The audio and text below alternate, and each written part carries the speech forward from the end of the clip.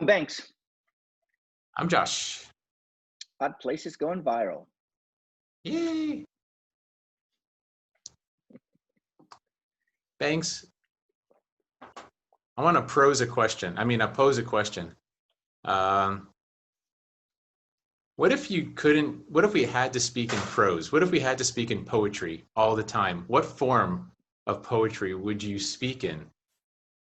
Do you have a favorite? Do you have something that just comes more naturally? Like, what would be your natural poetic language? All right. I'll tell you what it's not. It's not Okay. rhyme. I'm not Really? good at the do-run. I'm not very good at the do-run-run. Okay. You know, that improv game. It would not be Shakespearean because about 42% of that I do not understand. It's very slow for me to go, oh, he has an itch on his nose. He's just taking 5 sonatas or sonnets to get to it. So it would not be that. Okay. It would not be haiku. Haiku. Really? Haiku is not difficult for me. It's math, so it's counting. So I'm just going to count to 7, I guess. Yeah, but haiku is efficient. You like efficiency in communication. I remember this economy. I do. However, the deal with haiku is I feel like it's disingenuous. I feel like it's so short that you really don't get the. Yeah, you get 1 French fry when you have a whole plate of them, but you only get 1. You know, we're just going to efficient it down to 1. My language of choice would be mime. Mime. Wait a minute. Is that a form of poetry? It is not. You said prose, poetry. I'm gonna go with that. Yes, I mean, do we need to have the words? Do I need emotionally? I guess the literal definition of prose is a collection of words, but I could be wrong on that. You are right. You are definitely right. That is the only one that came to mind that I am comfortable with. Mime. So why mime? Why you don't want to use words or sounds? You can't even use sound. Sound is one of your favorite things, and you don't want to use sound. It's interesting. So I was invited to this house party, and this house party had artists that would come and they would share something new in their lives. You know, I'm working on painting with colors now. I'm working on painting with chalk. All different types of artists, and I went and I played a song, and all I did was go around the room and not touch. Did I? I did. I think I touched 1 or 2 people. I would feel what they were giving me, and I would give it back to them in a like, I love you kind of way. And it was no words, and the range of emotion that I got laughter to crying. I had no words. Some of them would laugh, and then others would just look, and then others would like feel pain. The last woman I touched, and she was the only one I actually touched physically, she was crying. And I cannot do that with words. I cannot do that. I just, maybe I can. So do you like charades? Is that like one of your favorite games? No, I do not like charades. Isn't that miming? It is. You're really confusing me here. I'm trying. As a performer, I feel the most comfortable in mime. That's where I am. Okay, that's fair enough. It's fascinating. Yeah. Mime. I think there needs to be a new form of like mime poetry. That would be awesome. And I know that there's a connotation to mime as being negative, like, oh, he's a mime, or she's a mime, or whatever. Wow.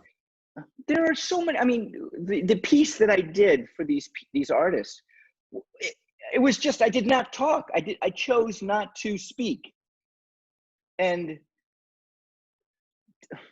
because I feel words get in the way of what you're trying to say.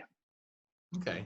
Have you ever gone an entire day without speaking at all? No sounds, no word?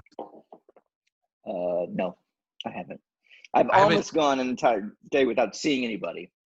It's for me, it's been probably a decade, couple decades maybe since I've done that, but it's a great personal development hack. That's why you just brought that to mind.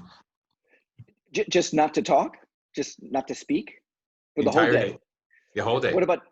What about talk to yourself? You can think, but you can't make any noises. No noises. No intentional, Really? like, yeah. Did you go to some sort of retreat where they did this? No, I kind of stayed home, and I had roommates at the time, and I communicated with them with no words. So if I needed something, I'd have to. It changed my mindset. And I tell you what, the next day I appreciated speaking more, and I didn't speak as much. It was just it was weird. It kind of rewired my brain a little bit, and I think I need to do it again. Just take a complete day off from talking. Yeah, a complete day. I'm going to. I think that taking a complete day off from seeing other people. Well, that's called vacation. Did That's cool. No. I mean, I think I can do that. That's one. And then I would like to also take a complete day off from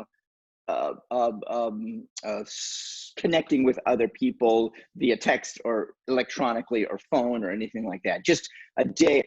Those, I mean, I've become a hermit. since Well, hey, guess what? happened. Guess what? Hermits and mimes go really well together. I'm just saying that's like the perfect way to be. Now, see, for me though, my favorite prose, if I had to pick one specific prose, it would be the limerick. Mhm.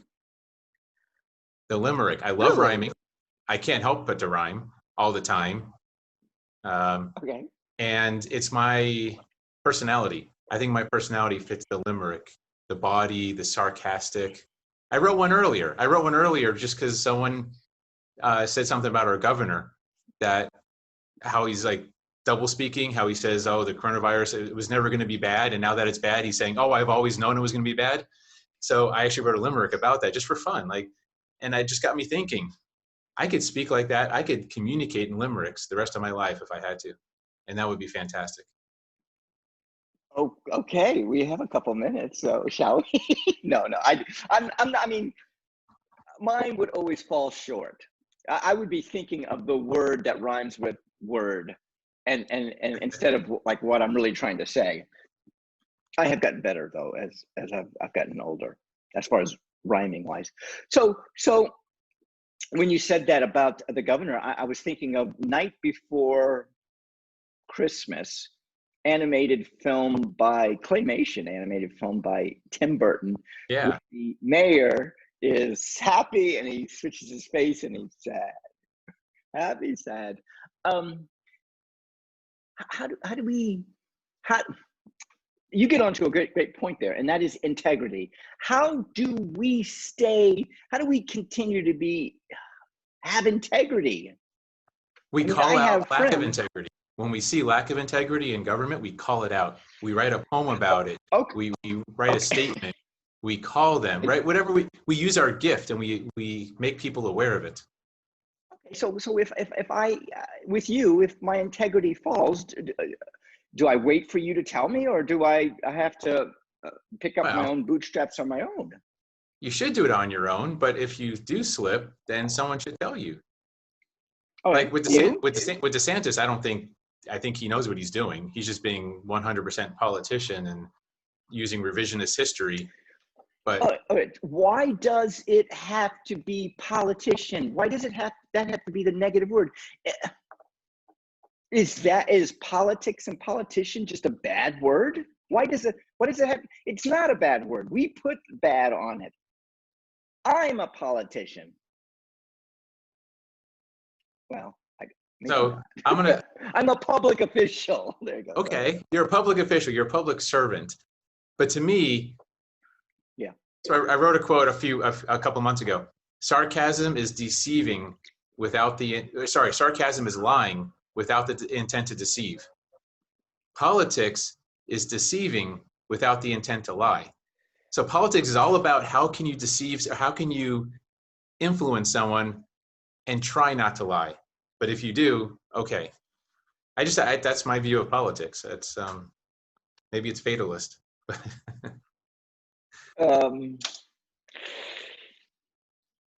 No, this is another episode.